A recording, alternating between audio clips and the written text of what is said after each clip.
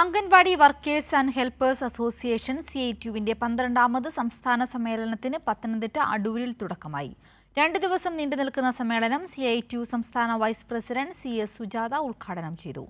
Anganwadi workers and helpers അസോസിയേഷനിൽ 48,000-ലധികം അംഗങ്ങളാണ് ഉള്ളത്.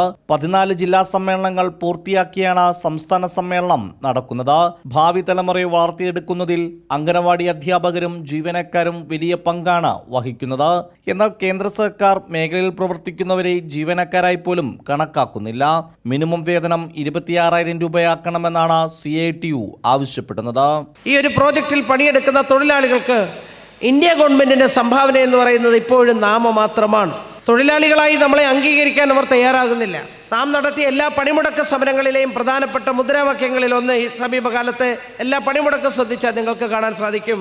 നമുക്ക് മിനിമം വേതനം തരണമെന്നാണ് നമ്മുടെ ഡിമാൻഡ്. നമുക്ക് 26,000 രൂപ നൽകണമെന്നുള്ള ഡിമാൻഡ് CITU അടക്കം മുന്നോട്ട് വെക്കുമ്പോൾ അത് നമ്മളെ എത്രമാത്രം നമ്മുടെ പ്രസ്ഥാനം നമുക്ക് വേണ്ടി നിലകൊള്ളുന്നു എന്നതിൽ നിന്ന് നമുക്ക് ഊഹിക്കാൻ കഴിയും. സംഘടനാ റിപ്പോർട്ട് സംസ്ഥാന സെക്രട്ടറി KK പ്രസന്നകുമാരി അവതരിപ്പിച്ചു. സമ്മേളനത്തിൽ സംഘടനയുടെ ദേശീയ ജനറൽ സെക്രട്ടറി AR സിന്ധു, ദേശീയ പ്രസിഡന്റ് ഉഷാറാണി, CITU സംസ്ഥാന വൈസ് പ്രസിഡന്റ് PB ഹർഷകുമാർ തുടങ്ങിയവർ പങ്കെടുത്തു. ഞായറാഴ്ച വൈകിട്ട് സമ്മേളനം അവസാനിക്കും. കൈരളി ന്യൂസ്, പത്തനംതിട്ട.